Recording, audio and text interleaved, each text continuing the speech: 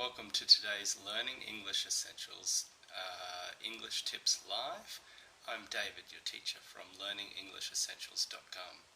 Hope you are well and looking forward to today's essential English tip, which will be on how to use the correct English preposition of place every time. So, how to get those prepositions correct every time that you want to use them.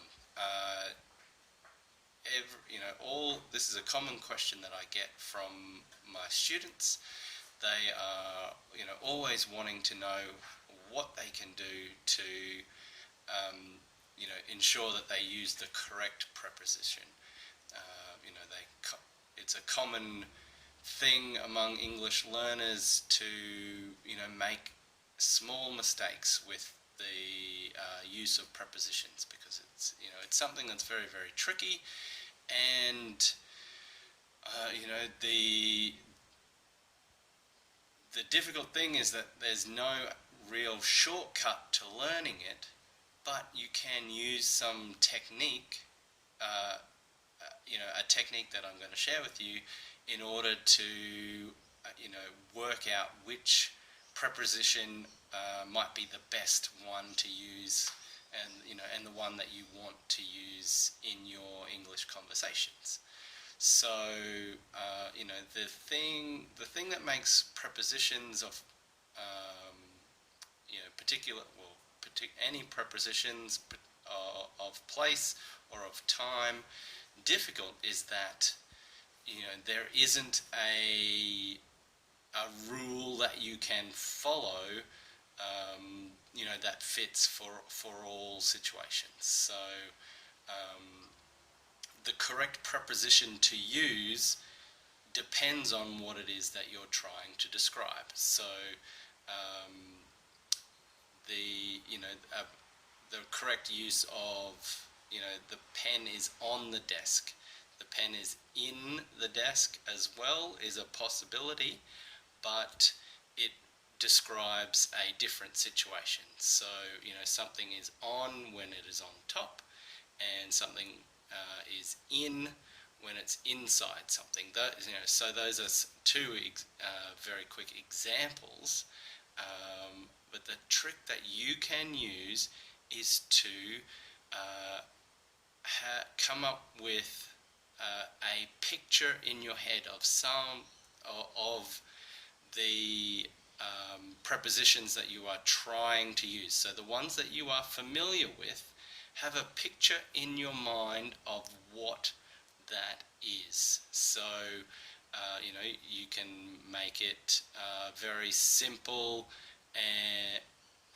and just simple examples of the English preposition, or the preposition you wish to use, or you could have some sort of fantastic imagination, fantastic use of your imagination to create an image that you will remember every single time as to how you use that particular English preposition. So it's this requires some effort on your behalf, but combining that image in your head of which the correct use of the preposition you're using, with writing your example down in for example, an English journal or somewhere that you keep all your English knowledge, will allow you to refer back to it, and will help it make sure that you remember it long term. So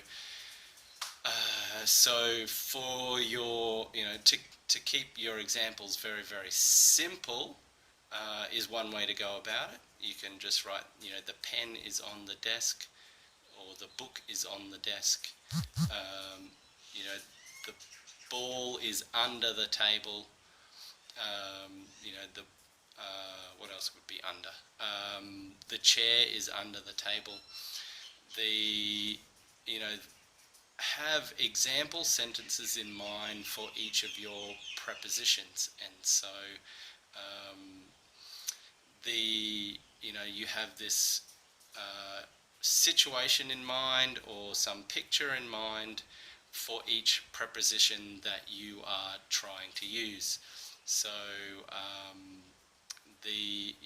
for along or beside or on, all of the English prepositions of place, create a picture in your mind of how, what that looks like, and is something that you can, when you're deciding on which one you need to use for your current situation, you can picture that, ball on the floor under the table, or the pen on the desk, or whatever your example is.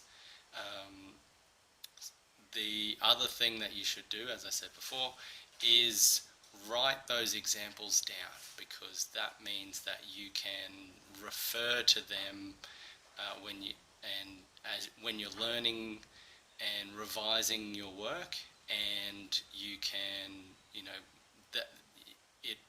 your knowledge builds over time. So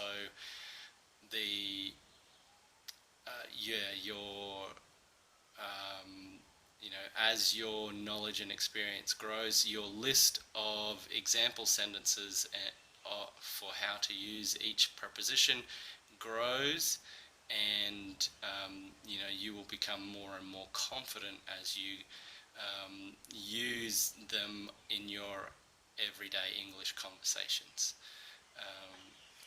So that is the way to learn how to use the correct preposition of place every single time. This approach can work for writing the example sentences definitely can work for prepositions of time as well. Creating an image in your head of which preposition of time to use would be slightly different, but the same thought process still applies.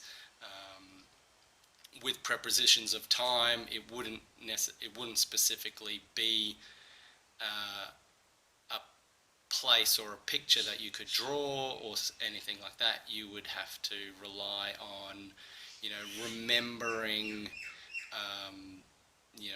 remembering when you wanted to do something, so the prepositions that describe something that happened in the past or something that's going to happen,